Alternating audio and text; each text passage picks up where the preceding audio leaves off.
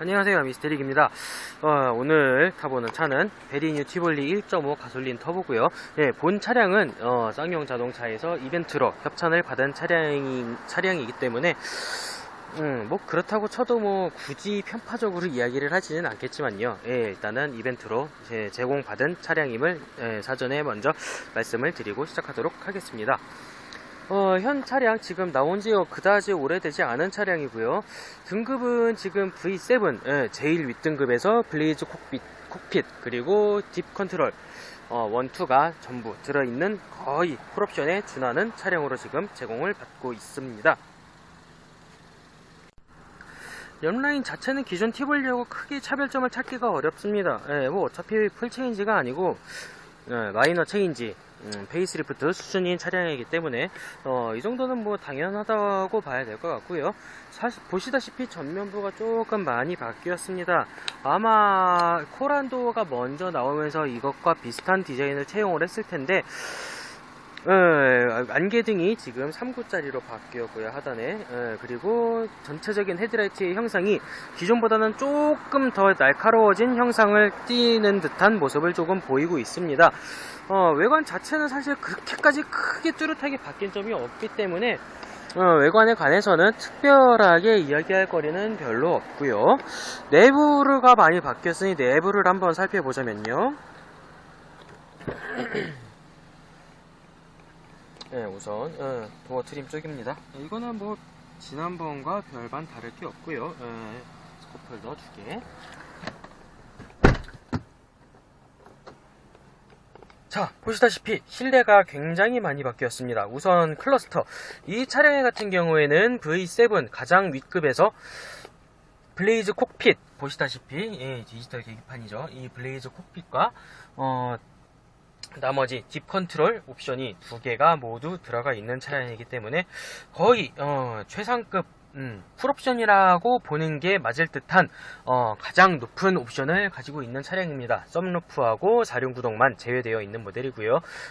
이미 다들 아시겠지만 티볼리의 경우 2륜에는 후륜 서스펜션이 토션빔 서스펜션이 들어가고 4륜의 경우에는 멀티링크 서스펜션이 들어갑니다. 이 차이가 상당히 크기 때문에 혹여라도 구매를 고려를 하신다고 하시면 저 같으면은 무조건 4륜을 넣는 선택을 할 것 같습니다. 4륜과 멀티링크의 조합은 상당히 그 값어치를 하기 때문이죠.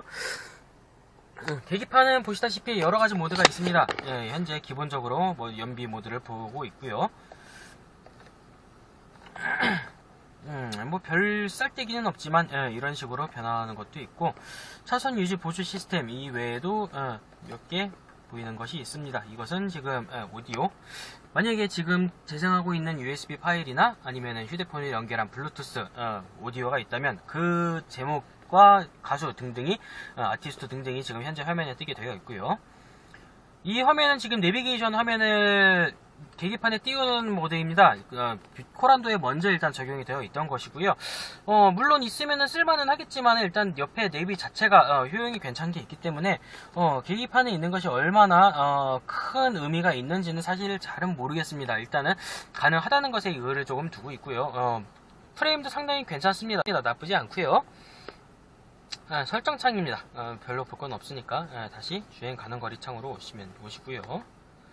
몇 가지 트립을 같이 볼 수가 있습니다. 공기압 상태라든가 주행거리 AB로 나뉜 것, 그리고 현재 지금 주행을 시작한 지 얼마나 달렸는지, 시간이 얼마나 되었는지, 연료 소모량, 그리고 주행 가능 거리와 연비 등등을 볼 수가 있습니다.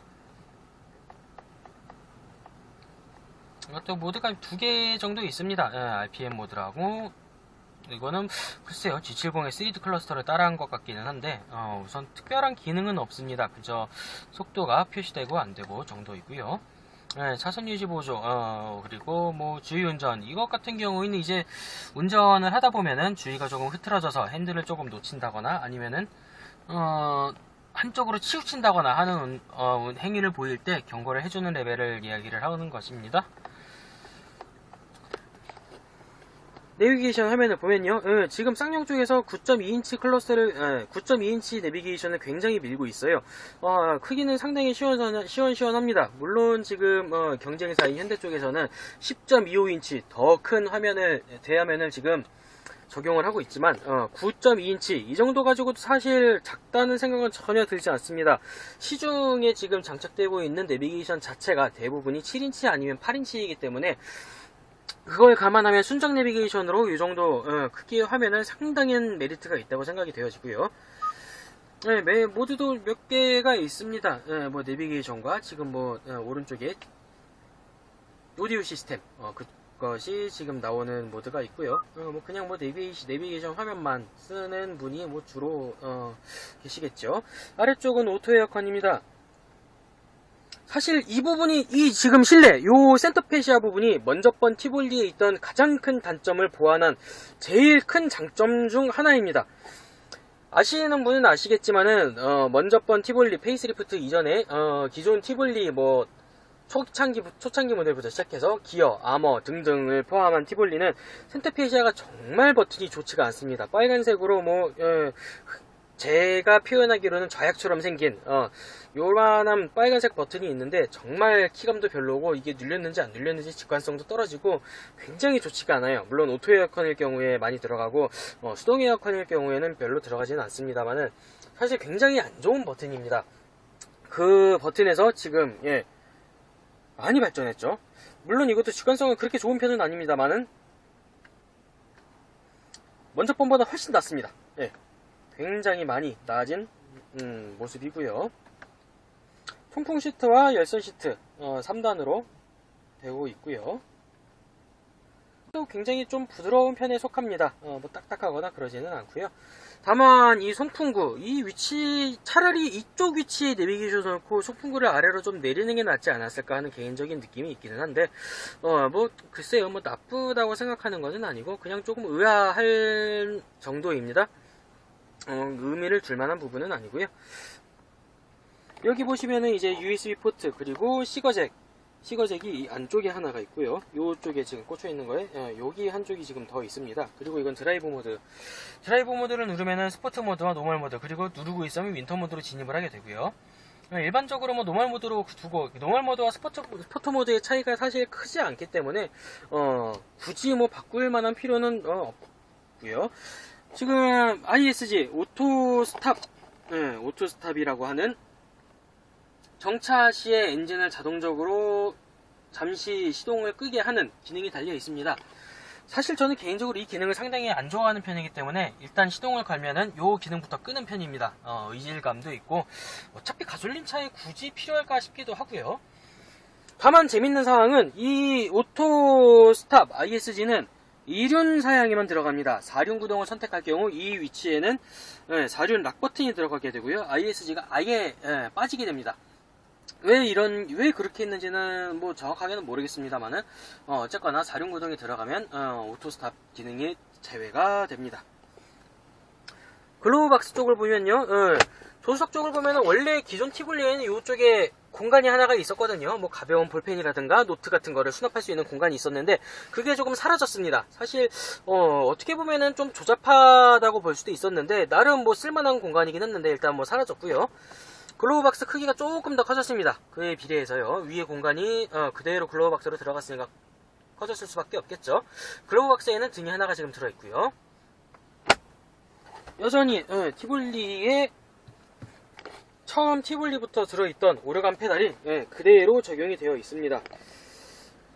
이 정도면 뭐 알로이 스포츠 페달을 조금 적용을 해줬어도 좋지 않을까 싶은데 그렇지는 않고 일반 페달로 되어 있고요. 뒷좌석으로 한번 넘어가 볼게요. 뒷좌석도 사실 특별할 것은 없습니다. 문 쪽을 보시면은 열선 시트 버튼과고 오토 윈도우 버튼이 있고요. 수납함, 물통 하나와 뭐 가벼운 물건 몇 가지를 수납할 수 있는 공간이 있고, 사실 저는 이걸 별로 좋아하는 편은 아닌데 QM3부터 해가지고 티볼리도 지금 요거를 사용을 하고 있더라고요. 이 끈, 뭐 잘 쓰시는 분들은 잘 쓰시고 계시지만은 전 사실 이 끈을 선호하지는 않는 편입니다. 어쨌거나 지금 좌석 뒤쪽에 무언가를 수납을 할 수 있는 끈이 지금 적용이 되어 있고요. 공간 자체는 넓은 편입니다. 기본적인 준준형 세단 정도의 공간을 지금 보여주고 있고요. 앞에 의자가 많이 뒤로 밀린 편은 아니지만 굉장히 넉넉한 공간감은 가지고 있습니다. 이 급에서는 사실 니로를 제외하고는 가장 크다고 봐야 될 것 같고요. 뭐 곧 출시한 셀토스가 나오면 어떻게 될지는 모르겠지만요. 마찬가지로 초창기 티볼리부터 이어져 오던 2열 리클라이닝 기능이 있습니다. 사실상 이게 각도로 보자면은요, 그렇게까지 크게 차이가 나는 각도는 아니에요. 다만 의자에 앉아보면은 이게 뒤로 더 넘어갔다 안 넘어갔다 정도는 충분히 체감이 될 정도의 각도 차이가 됩니다. 가운데에는 암레스트하고 컵홀더 두 칸 들어있고요. 약간 더 각이 서 있죠. 트렁크를 보시면 트렁크 쪽도 사실 그렇게 특별한 거는 없습니다. 왼쪽에 지금 등 하나가 있고요. LED가 아니라 일단 R정구가 들어있어요. 이거는 뭐 나중에 교체를 하는 게 좋을 것 같다는 생각이 좀 들고 있고요. 아까 말씀드렸던 2열 리클라이닝 이거를 당기고 조금 더 당기면은 뒤로 조금 더 나오는 그런 형태이고요. 여기 이쪽에 보시면 이쪽에도 지금 끈이 있습니다. 뭐 트렁크에는 이게 있으면 상당히 유용하게 사용을 할 수는 있겠죠. 적어도 좌석 뒤에 끈이 있는 것보다 이게 훨씬 낫다고 생각이 되고요. 파워 아울렛이 있습니다. 네, 이쪽에 파워 아울렛이 하나 장착되어 있고요.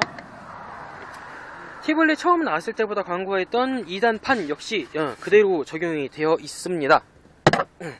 왼쪽에 있는 요 판까지 지금 뭐 뺐다가 꽂았다가 할 수 있는 식으로 되어 있고요. 이쪽도 마찬가지입니다. 이 판이 이중 판이라 그래가지고요.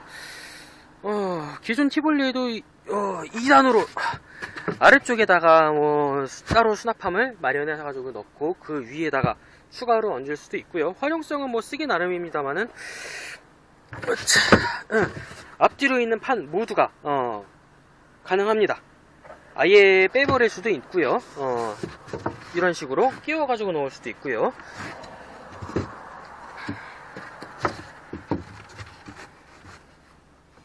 판 두 개를 다 치우면 위아래로 공간이 상당히 많이 확보가 됩니다. 아래까지 들어보면은 요 아래는 기본적인 수리 키트와 약간 얕은 수납 공간 하나가 더 추가가 되고 있고요.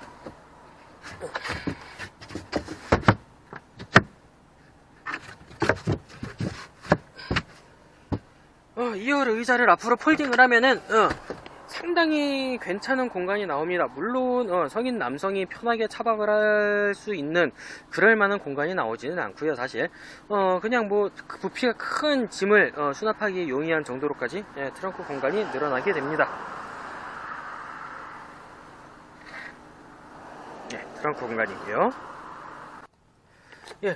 현재 티볼리는 베리뉴로 넘어오고 나서부터 기존 티볼리와 상당히 많은 점이 바뀌었습니다. 그 중에서 가장 큰 점이 아까 말씀드렸던 현 계기판 그리고 실내 센터페시아 디자인도 있지만 가장 자동차에서 기본적인 파워트레인 자체가 지금 바뀌었어요. 디젤 파워트레인도 바뀌었지만 우선 지금 제가 타고 있는 차량이 가솔린 차량이기 때문에 가솔린으로 비교를 하자면 기존 티볼리는 1.6 자연흡기 GDI 직분사 방식이 아닌 MPI 방식으로 126마력에 토크는 16토크가 나왔었어요. 보통 KGM으로 표시를 하지만요, 토크는. 하지만 이제 파워트레인이 굉장히 많이 바뀌었습니다. 물론 미션은 그대로 아이신 6단을 그때부터 지금까지 착용을 하고 있지만 파워트레인 자체가 1.6 자연흡기에서 1.5 터보로 바뀌면서 굉장히 큰 성능 향상이 이루어졌어요. 126마력에서 163마력으로 올랐고요. 토크는 16에서 26.5까지 올랐습니다. 재밌는 점은 이게 자동 미션, 그러니까 아이신 6단의 경우에는 26.5가 최대치인데 수동 미션의 경우에는 28.6으로 오히려 더 높아요. 이거는 왜인지 모르겠습니다, 사실. 굳이 이거를 차별을 둘 필요가 없었을 텐데 글쎄, 미션의 허용 토크가 낮다기에는 디젤 엔진에도 같은 미션이 들어갈 텐데 왜 굳이 이렇게 나눴는지는 사실 잘 모르겠습니다. 그리고 아까도 말씀드렸지만 현재 지금 시승 차량의 경우 V7 차량에서 블레이즈 콕핏 그리고 딥 컨트롤 패키지 1, 2가 다 들어가 있는 차량이고요. 거의 풀옵션이라고 보시면 될 것 같습니다. 그러다 보니까 들어간 첨단 사양이라고 할까요? 꽤 많은 주행 안전 시스템이 들어있거든요. BSD, 사각지대 감지 시스템, 백밀러에 그 옆에 차가 오면 표시가 되는 기능이죠. 그리고 LCA 차선 변경 경보 시스템, 옆에 차가 올 때 차가 움직이면은 소리로 알려준다는 거고요. RCTA 후측방 경보 시스템, RCTI 후측방 접근 충돌 방지 보조 시스템, EFA 탑승객 각차 보조. 은근히 괜찮은 기능들이거든요. 그리고 디컨트롤 패키지 2에 보면은 ABS 긴급 제동 보조 시스템. 사실 이 급에선 티볼리 제일 최초로 들어갔었죠. 그 이후로 나오는 차들마다 지금 달려 있고요. 그리고 LKAS 차선 유지 보조 시스템. 사실 저는 이걸 그렇게까지 좋아하는 편은 아닙니다. 핸들을 강제적으로 조향을 하는 게 왠지 약간 이질감이 들어서 그렇게 선호하는 편은 아닌데, 우선 유용한 보조 시스템이고요. HBA 스마트 하이빔, 뭐 다 아실 테고, FCWS 전발 추돌 경보 시스템. 은근히 많이 뜨더라고요. 뭐 안전거리 유지하라고 잔소리를 자주 하고 있고요. LJWS 차선 이탈 경보 시스템, LKAS보다 약간 하위 호환되는 기능이죠. DAA 부주의 운전 경고. 아까 말씀드렸던 것처럼 뭔가 좀 운전에 집중을 안 하고 있다 싶으면은 경보음을 울려서 한번 읽게 오는 그런 기능입니다. 그리고 SDA 안전거리 경보, FVSA 앞차 출발 알림. 신호가 바뀌었는데도 멍 때리고 있다가 출발하는 걸 못 보고 뒤에 차에게 가끔 민폐를 끼치는 경우가 있죠. 그걸 예방하는 겁니다. 점전 사양이라고 해야 될까요? 일단 보조 사양은 이런 게 들어가고 있고요. 지금 뭐 계기판에는 보시다시피 이렇게 등이 들어가 있는데 굳이 지금 안개가 낀 날씨가 아니기 때문에 안개등은 끄도록 하겠습니다. 아까 외관에서 조금 보여드리고자 켜놨던 거고요. 오토 하이빔을 지금 켜둔 상태입니다. 근데 굉장히 예민해서 글쎄 하이빔이 자동으로 올라가는 거는 사실 별로 못 봤어요. 일단 뭐 올라가긴 올라가는데 생각보다 별로 많이 올라가지는 않더라고요. 굉장히 예민해서 잘 안 되는 거고요. 여기 있는 거는 뭐 계기판 그리고 버튼들, 조명 밝기를 조절하는 거고요. ESP 이런 거는 뭐 함부로 끄면 안 되고 누르고 있어야 꺼집니다. 한번 눌러서 꺼지는 게 아니고요. 계속 누르고 있어야 꺼지고 다시 한 번만 누르면 켜지고요. 요것들은 지금 뭐 경보 시스템이죠. 이거는 뭐 후측방 주차하거나 앞에 뭐 가까이 있는 곳에 뭐가 지나갈 때 경고를 해주는 시스템이고, 이거도 이제 BSD 후측방 경보 시스템이죠. 이거 꺼버리는 거고, 열선 핸들 그리고 예전에는 뭐 25W인가? 그 이상이면은 오토 레벨링이 들어간다고 알고 있는데, 몇 와트짜리를 쓰는지는 몰라도 아직까지 수동 레벨링이 지금 적용이 되어 있고요. 뭐 물론 다들 최대로 놓고 쓰시겠죠. 이거 뭐 낮춰버리면은 불편해가지고 낮추는 분이 계실지 모르겠네요. 여튼 이렇게 있고요. 아까도 보여드렸다시피 이 ISG 버튼에 사륜구동이 들어가면 ISG가 아예 빠지고 사륜구동 버튼만 들어가게 되어 있고요. 듀얼 에어컨입니다. 요즘 세상에는 뭐 다들 달고 나와가지고 이제 뭐 신기할 것도 없는 기능이죠. 그렇고요. 아쉽게도 지금 거의 풀옵션인 차량임에도 불구하고 오토 윈도우는 운전석만 지원을 하고 있습니다. 전자석 프로토 에어컨을 해줬으면 얼마나 좋을까 싶은데 아무래도 그런 것까지 지원을 해주진 않는 모양이고요. 본격적으로 한번 주행을 시작해 보도록 하겠습니다. 과연 1.5 터보 얼마나 괜찮은 성능을 보일지 한번 움직여 보겠습니다. 네, 출발해 보겠습니다.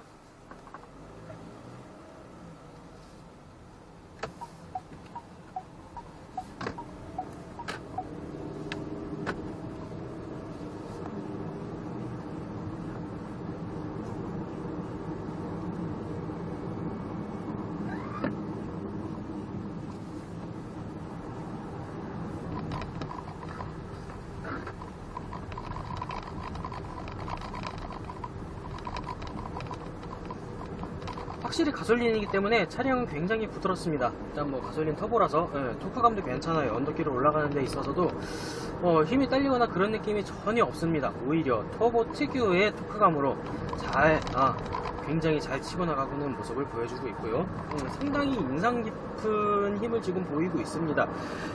지금까지 사실 기존 티볼리는 특히나 기존의 티볼리 디젤 말고 가솔린의 경우에는 힘이 쪼달린다는 평가가 굉장히 많았거든요. 뭐 부정할 수 없는 사실이기도 했고요. 오토 하이빔 저절로 올라가네요. 괜찮고요.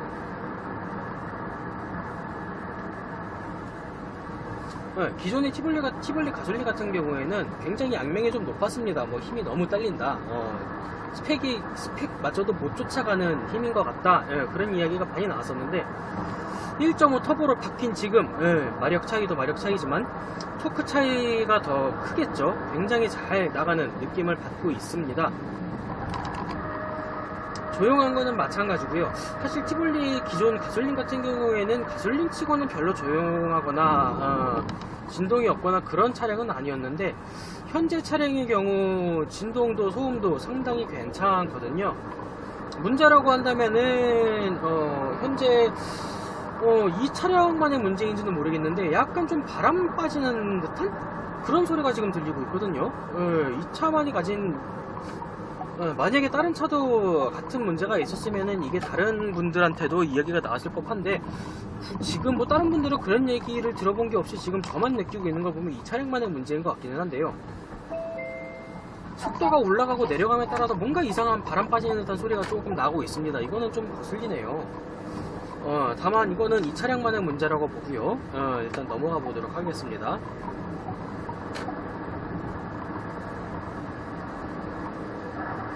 굉장히 시원시원하게 갑니다. 괜찮아요.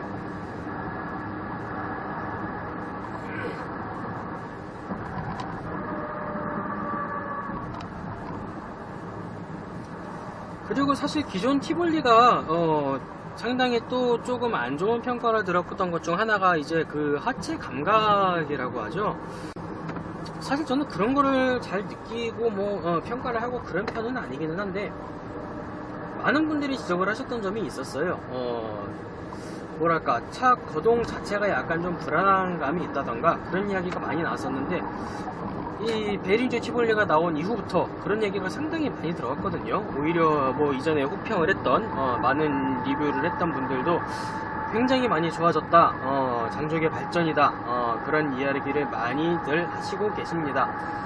확실히 기존 티볼리의 약간 헐렁한 느낌에 비하면 지금 베린조 티볼리 같은 경우는 상당히 좀 탄탄해졌어요.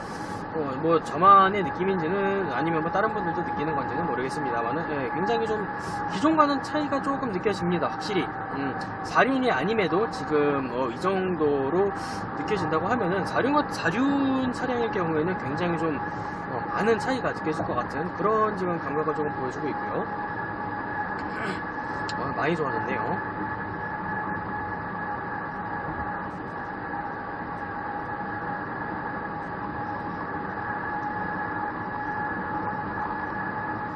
사실 제가 가장 좋아하는 파워트레인이 가솔린 터보입니다. 하이브리드도 하이브리드지만은 저는 뭔가 가솔린 터보 쪽이 조금 더 좋더라고요. 뭐 어쩔 수 없이 현실에 타협해서 저는 자차로 이제 디젤 차를 운영을 하고 있지만 디젤 차 특유의 초반에 토크의 그 시원한 맛과 가솔린 특유의 고RPM에서의 밀어주는 힘, 그리고 가솔린 엔진에서의 부드러운 느낌, 그 진동과 소음, 이런 걸 모두 맛볼 수 있는 게 가솔린 터보라고 생각이 됩니다. 물론 그에 비례해서 이제 기름값은 천정부지로 치솟겠지만요. 개인적으로 가솔린 터보를 상당히 선호를 하는 편입니다.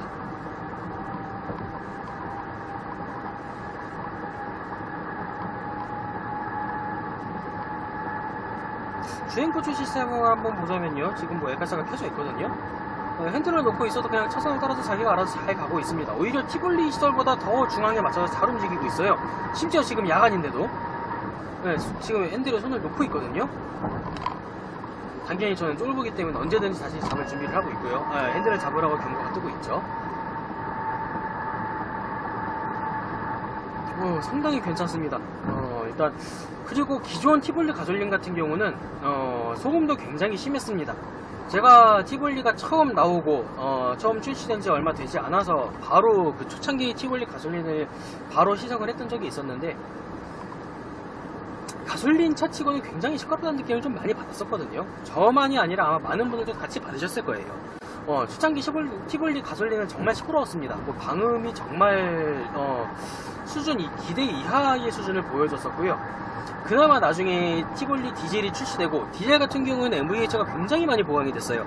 디젤 엔진임에도 불구하고 오히려 가솔린보다도 진동도 잘 잡은 듯한 느낌도 받고, 소음면에 있어서는 정말 비교를 할 수 없을 정도로 차이가 많이 났었습니다. 그런 가솔린에 비교해서 지금은 지금 방음 수준은 거의 디젤하고 동일하게 한 정도로 지금 느낌이 괜찮아요. 조용합니다. 시끄럽지 않아요. 물론 뭐 위급인 코란도만큼은 아니지만 상당히 조용합니다. 기존 티볼리 가솔린을 몰았던 분들은 정말 아예 다른 차라고 느끼실 정도로 많은 MVH 지금 보강이 된 것 같아요. 주행함에 있어서도 주행을 하던 중에 있어서의 진동도 지금 굉장히 잘 잡혀 있고요.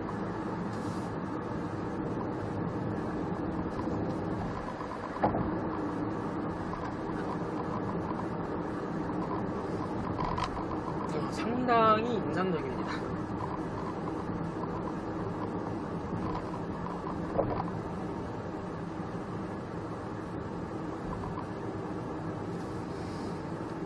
티볼리는 기본적으로 베리뉴 티볼리도 기본적으로는 16인치 휠이 들어갑니다. 16인치 휠에 205, 65, 16인치 타이어가 들어가고 있고요. 다만 이제 V5 이 시승 차량보다 한 단계 아래 차량부터 18인치 휠이 들어갑니다. 215에 50, 18인치 스펙의 타이어가 들어가고 있고요. 사실 저는 개인적으로 휠이 큰 것보단 작은 편을 선호를 합니다. 승차감도 그렇고 연비도 그렇고 작은 휠이 좀 더 유리하기 때문에 저는 작은 휠을 선호를 하고 있는데, 18인치가 들어간 것 치고는 승차감이 나쁘지는 않아요. 물론 토션빔이 한계 때문에 방지턱을 넘거나 할 때는 약간 뒤가 치는 느낌은 어쩔 수 없습니다. 그거는 뭐 태생적인 한계라고 봐야 되지만, 일반적인 주행을 함에 있어서 이 정도 승차감이 굉장히 괜찮습니다. 절대 나쁘지 않아요. 일반적인 준수장 세단과 비슷한 지금 소음 수준과 승차감을 지금 제공을 하고 있습니다. 굉장히 부드럽거든요.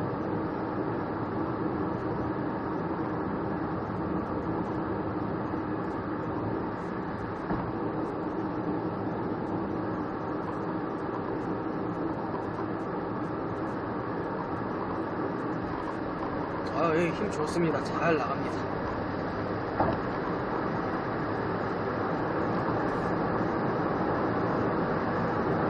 시원시원하네요. 역시 가솔린 터보가 굉장히 시원합니다.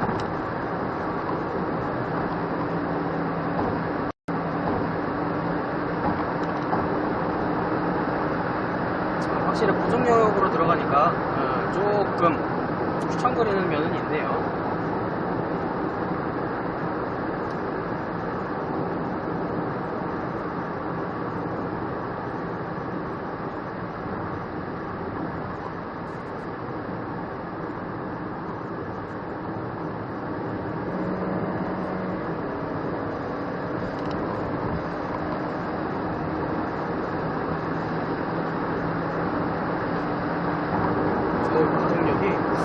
고속에서 밟고 있는데도 지금 힘이 떨어질 기미가 없이 계속 가속이 붙고 있어요.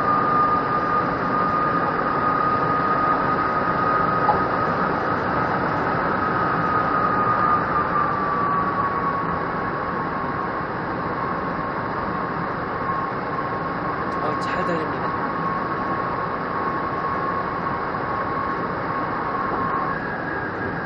사실 기존 티볼리 같은 경우에는 고속 영역으로 가는 것 자체도 힘들었을 뿐더러 고속 영역을 가면 굉장히 차가 불안불안하고 그랬었는데 지금 굉장히 인상적입니다.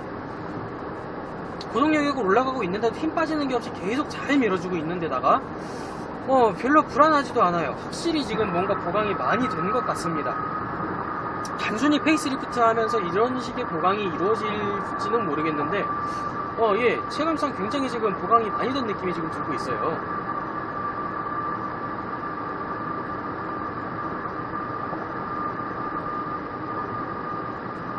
기존과 확실히 차이가 느껴질 정도로 지금 괜찮습니다.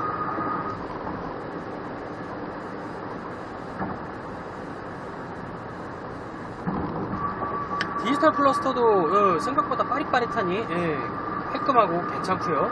반응 속도도 나쁘진 않습니다. 프레임 자체도 지금 괜찮고요.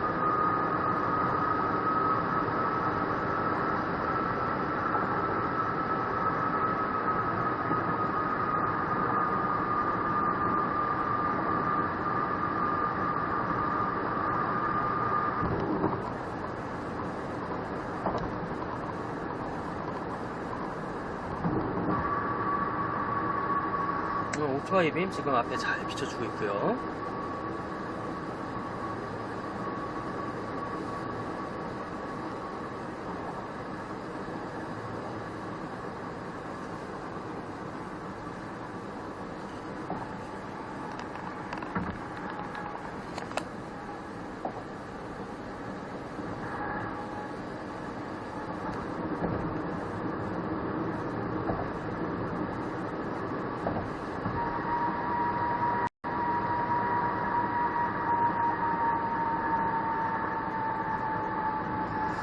카메라 위치다 보니까 앞이 안 보여서 조금 어떻게 보면 평가가 될지는 모르겠는데 일단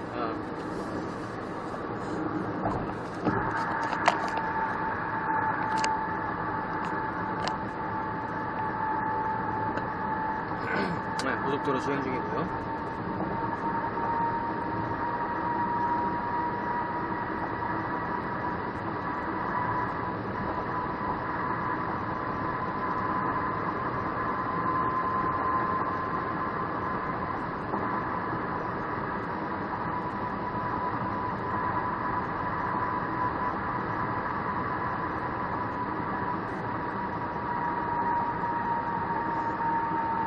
굉장히 늦은 시간, 그것도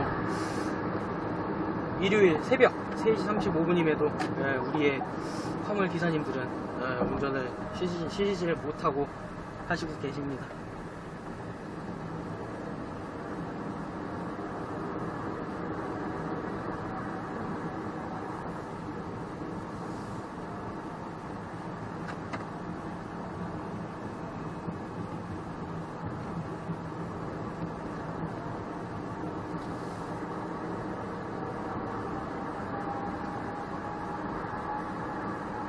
램프 구간 통과에 있어서도 기존 티블리보다 확실히 거동이 안정적입니다.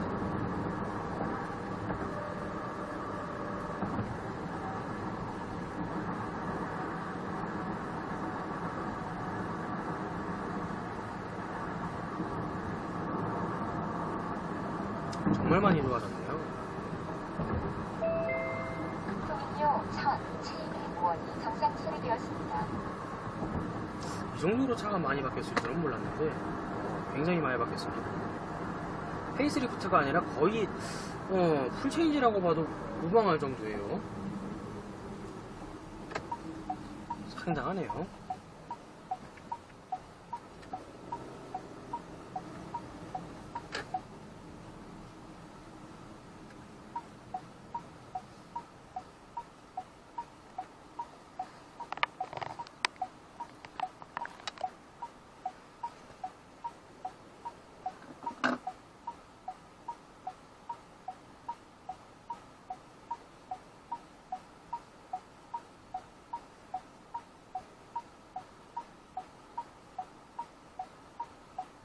여기서 잠깐만 발진 가속력을 보면요.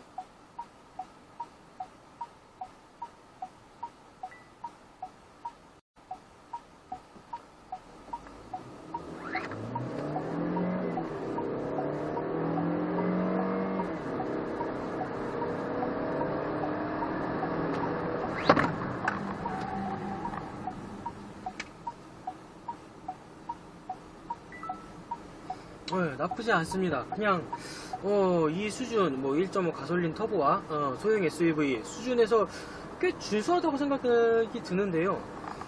이 급에서 원체 이제 코나라는 괴물이 있기 때문에 그거에 당연히 미치지는 못하겠지만 이 정도라면 사실 스펙상 굉장히 준수하다는 생각은 조금 들고 있습니다.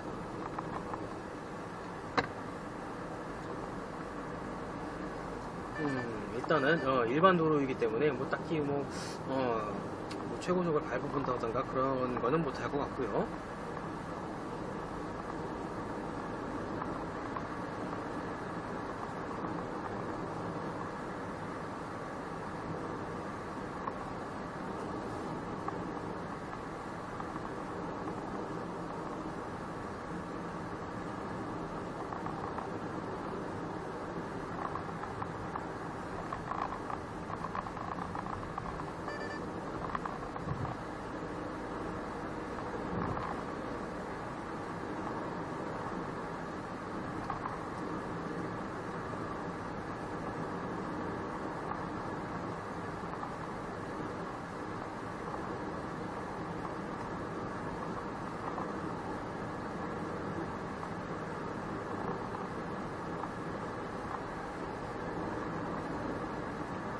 사실 옛날 쌍용차에 들어가던 기본 내비게이션 지니맵은 정말 너무 별로였는데, 지금 들어가는 거는 기본 내비게이션도 꽤나 쓸만합니다. 물론 뭐 블루링크하고 연동되는 그쪽 계열보다야 좀 덜하기는 하겠지만은 이 정도면은 상당히 괜찮습니다. 나쁘지 않다고 생각이 되고요. 일단 뭐 터널에 들어갔을 때 계기판 속도가 연동해서 위치를 보여준다는 것만 해도 많이 발전했다고 생각을 합니다.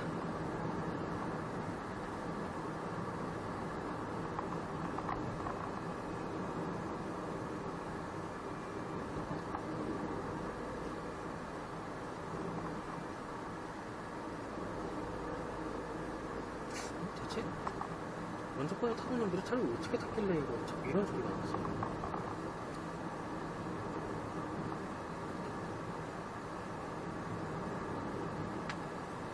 오디오 주파수 때문에 나는 소리가 아니고 이게 대체 무슨 소리야?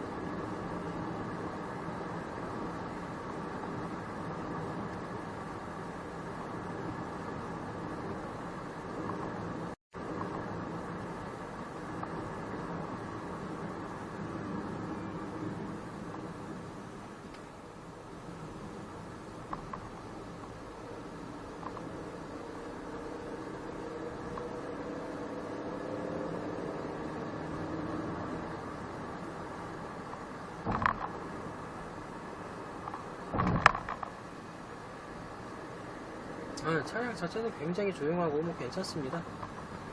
아이고.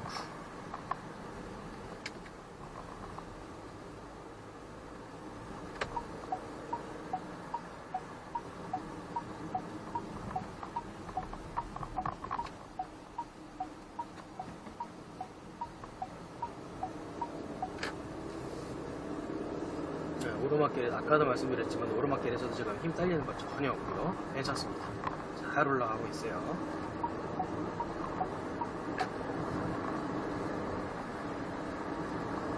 차량이 없으니까 바로 오토라이빙도 켜주고 있고요.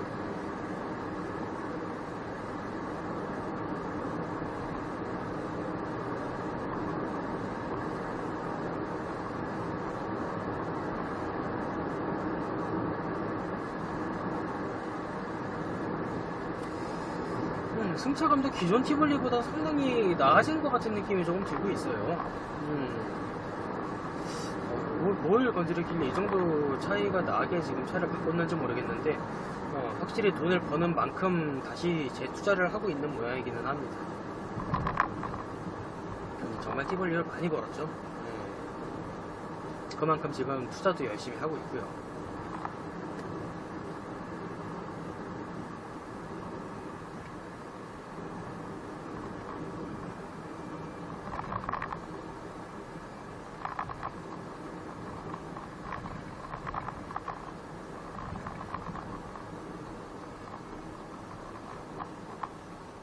다들 아시다시피 지금 소형 SUV 판이 굉장히 치열합니다. 처음 시장을 개척했던 트랙스, 그리고 그 이후에 연비로 그 시장을 다시 평정했던 QM3, 그 이후에 나와서 아직까지도 강자로 군림하고 있는 이 티볼리, 그 후에 나왔던 코나, 그리고 스토닉, 그 이후로 지금 또 베뉴하고 셀토스까지 나오고 있죠.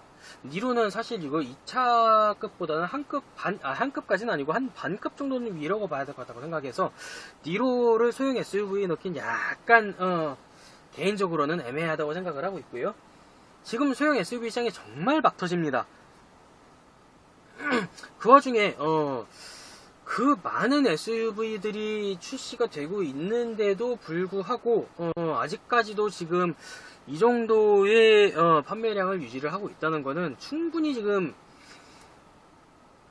뭔가가 있다는 얘기거든요. 아니 사실 뭐 제 개인적으로는 이 공간 활용성 하나만으로도 소형 SUV에서 이 차가 팔릴 이유는 충분하다고 사실 생각을 합니다. 트랙스도 그렇고 QM3는 뭐 말할 것도 없고 사실 코나도 굉장히 좁죠. 실내는 정말 좁습니다. 스토닉은 뭐 재원상 코나보다 더 좁고요. 그 와중에 이제 적당한 옵션에 적당한 차량 크기, 그리고 사실 이거는 제 개인적인 추측이긴 하지만은 이 차량을 패밀리카로 쓸 수 있냐 없냐는 사실 수요에 있어서 굉장히 큰 영향을 미친다고 생각을 하고 있어요. 그러다 보니까 이제 패밀리카로서의 수요층을 흡수할 수 있는 그 정도의 크기를 가진 차량은 그 정도의 크기를 가지고 뭐 나름대로 적당한 가격에 일단 뭐 어쨌거나 SUV가 세단보다는 조금씩은 더 비싸니까요. 아무리 소형 SUV라는 급이 뭐 세단에서 조금 뭐 키만 좀 키운 차다라고 해도 어쨌거나 지금 SUV로 분류가 되고 있고, 그 SUV를 별 세단과 그렇게 큰 가격 차이가 나지 않으면서 옵션은 또 충분히 괜찮게 넣는 차체로 그 가격을 구매를 할 수 있다는 건 상당한 메리트라고 생각을 하고 있어요. 사실상 일반적인 분들 중에서는 뭐 차가 얼마나 잘 달리니 뭐니 그런 거 신경 쓰시는 분들 정말 드물거든요. 사실 대부분은 뭐 첨단 장비 같은 게 뭐가 있는지도 모르고 차를 구매를 합니다. 더군다나 이제 뭐 중형차급 이상의 금액대도 아니고 뭐 소형 SUV나 뭐 준중형급 그리고 소형급 그 금액대의 차량을 구매하시는 분들은 그렇게까지 뭐 그런 걸 따지지는 않으세요. 그렇기 때문에 그 층을 굉장히 잘 공략했다고 생각을 하고 있습니다. 뭐 독자들은 무슨 뭐 잘 모르는 여자들을 대상으로 했네 뭐네 하는데, 여성 비중이 높은 거는 뭐 사실상 저희 집도 그렇습니다. 저희 아버지도 차량을 새로 구매를 하시면서 그걸 어머니 명의로 구매를 하셔가지고 아버님이 끌고 다니시거든요.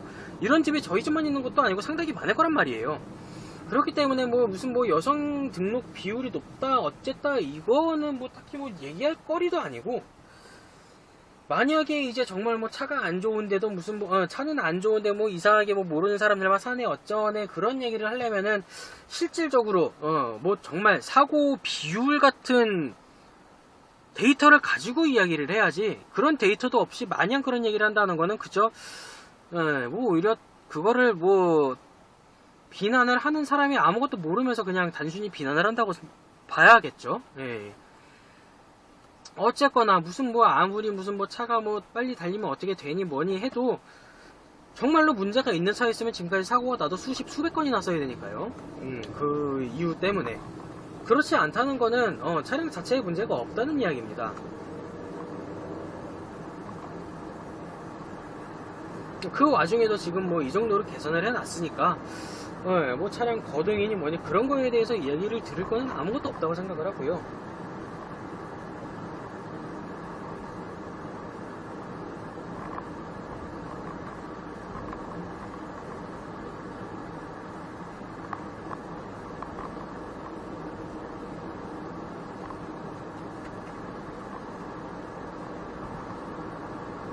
좋습니다.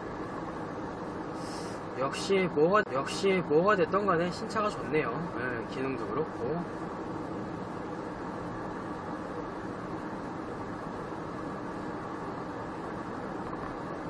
사실 뭐 요즘 나오는 차들은 경차로도 다 괜찮기 때문에 단순히 개인 기호로 결정을 하는 거지, 뭐가 뭐 안 좋아서 못한다 그런 차는 사실 적어도 국내에서는 존재하지 않는다고 봐야죠. 뭐 가격적인 부분 때문에 뭐 가격 대비 무언가 구성이 떨어진다라는 식으로 이제 약간 뭐 비판을 한다거나 분석을 한다거나 할 수는 있지만 못할 만한 차는 지금 존재는 하지는 않습니다. 무슨 차가 됐든 요즘 나오는 차들은 다 탈만해요.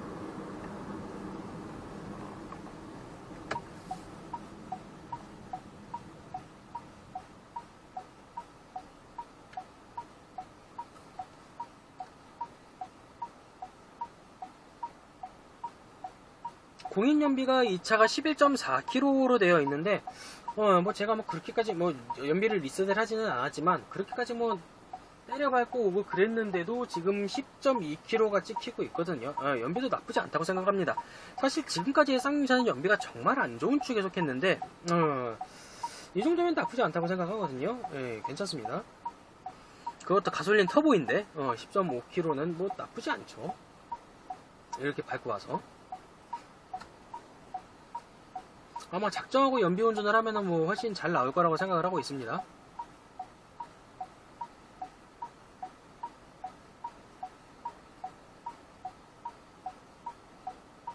이 디지털 클러스터가 다 괜찮은데 굳이 한 가지 흠을 좀 잡자면은 RPM 타코미터의 반응이 조금 이상합니다. 그러니까 이게 뭐라고 표현을 해야 되냐면은, 이제 차량의 정지 상태에서 가속을 하고 1단에서 2단으로 시프트업이 될 때 분명히 이제 운전하는 사람의 감각으로는 RPM이 확 떨어지거든요. 예를 들어서 이제 뭐 제가 조금 세게 밟아서 RPM을 4000까지 올렸다가 변속이 된다고 하면은 적어도 2500에서 3000까지는 이게 내려간단 말이죠. 근데 이 타코미터가 그걸 따라가지는 않습니다. 4에서 멈춰 있다가 한참 있다가 조금 내려가요. 빠르지가 않습니다. 물론 1단에서 2단에만 그렇고 다른 단은 또 정상적으로 출력이 되는데 이게 왜 초반에만 그런지는 모르겠는데 여튼 조금 그렇게 이상한 면이 조금 있거든요. 왜 그러는지 정말 모르겠습니다. 일단 약간 좀 이상한 게 있다라고만 얘기를 좀 생각을 하시면 될 것 같고요.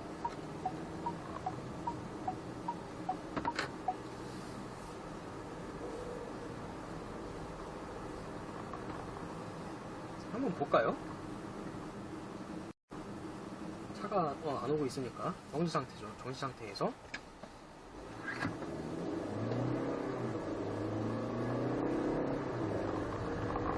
분명히 1단에서 2단으로 넘어갈 때 쉬프트가 됐는데도 RPM 게이지가 안 내려가요. 상당히 희한합니다. 이거는 왜 이렇게 해놨을까?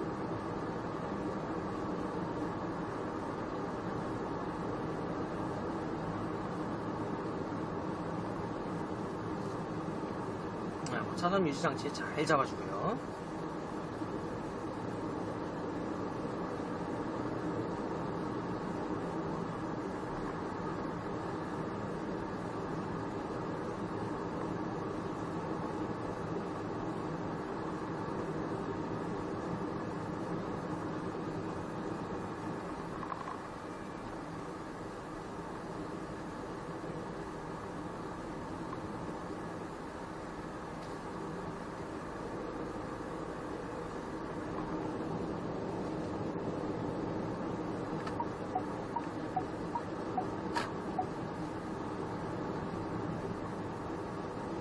아무리 도로에 차가 없더라도 최소한 신호하고 깜빡이만큼은 스킵해서 다녀야겠죠.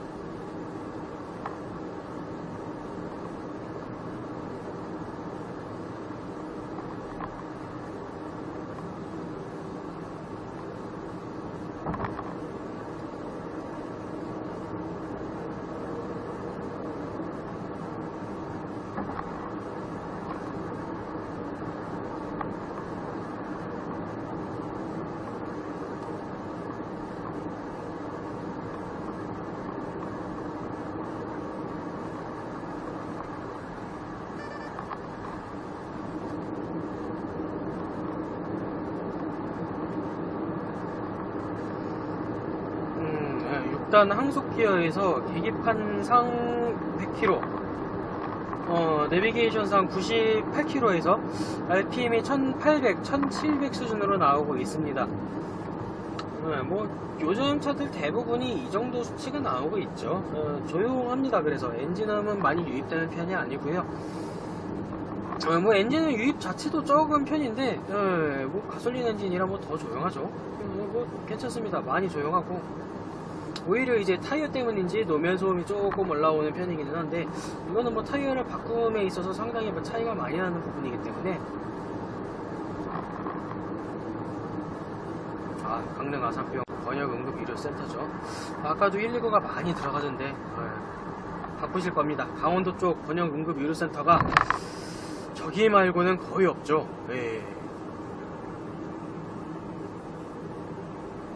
대학병원이 한 군데가 더 있었을 텐데 이름이 기억이 안 나네.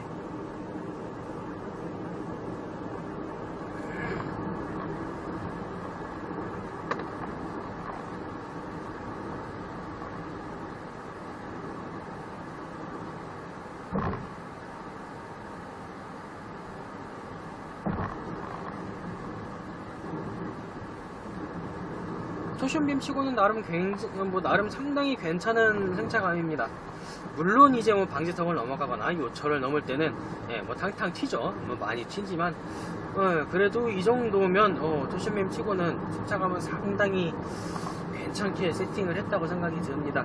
일단 뭐 MVH가 나름 상당히 괜찮다 보니까 실제로 어떨지 몰라도 승차감이 좋다는 느낌을 받게 하기는 충분합니다.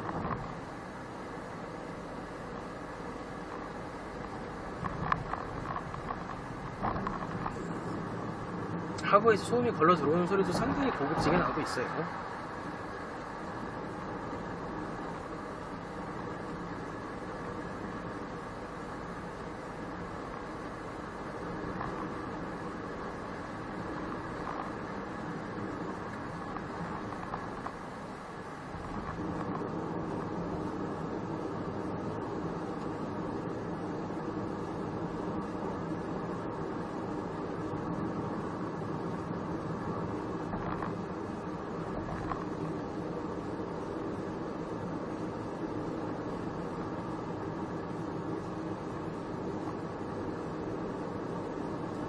아까 출발했던 장소로 다시 돌아왔습니다. 고속도로를 타고 들어가서 일반 국도를 통해서 나온 그런 길이고요. 뭔가 좀 무섭네요. 아까 촬영할 때도 느꼈지만 분명히 영업을 하고 있는 주유소일 텐데 그냥 뭐 밤중이라 안 하고 있는 거겠지만 조금 무섭습니다.